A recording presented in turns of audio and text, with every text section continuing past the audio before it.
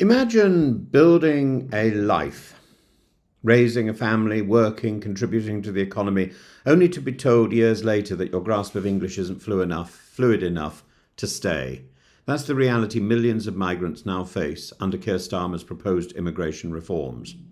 The new policy raises the required level of English for permanent residency to a basic GCSE level, from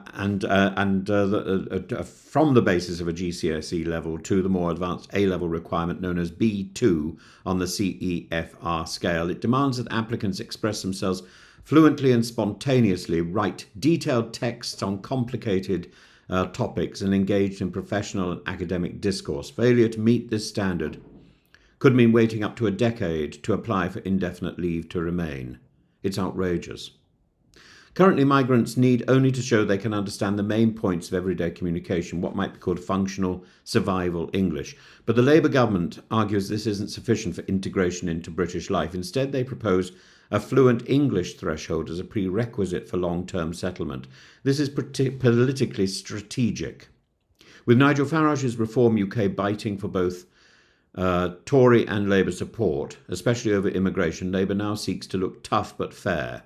And their white paper due next week also promises stricter checks on time spent outside the UK and financial stability before granting residency. Let's examine this critically. How will fluency be assessed? Who gets to decide whether someone is flexible and effective in social, academic and professional English? And crucially, is this policy fair? Under current rules, English proficiency is assessed through standardised tests like IELTS, which test reading, writing, listening and speaking. It's an appalling test, by the way. I've taught it for years. These exams are expensive, time-consuming and stress-inducing, even for native speakers. They are also unbelievably boring. So in other words, if you want to get more than a 7.5 in IELTS, you're going to be bored out of your mind, because if you have a 7.5 proficiency in English, the texts are so mind-numbingly dull, you're barely going to be able to scrape page after page unless you have the sort of mind that enjoys boredom.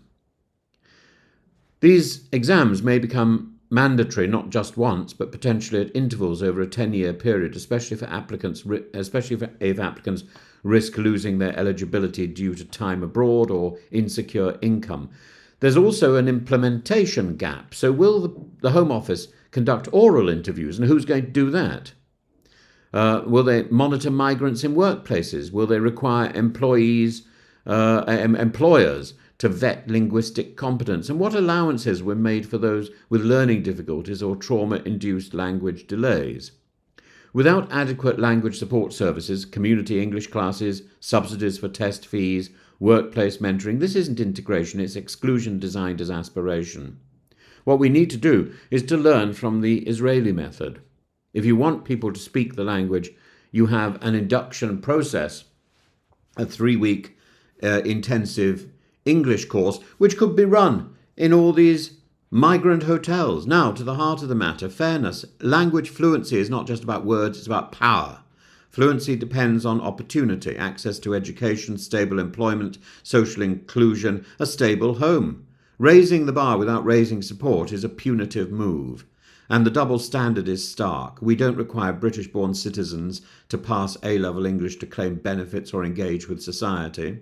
Yet we ask of migrants who already contribute through taxes, care work, education and innovation, we ask them to pass an extra exam to prove that they can actually write in English? Why?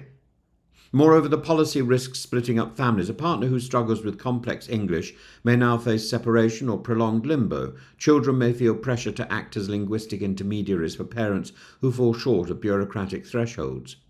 This isn't fairness. This is linguistic gatekeeping of citizenship, and it's abhorrent.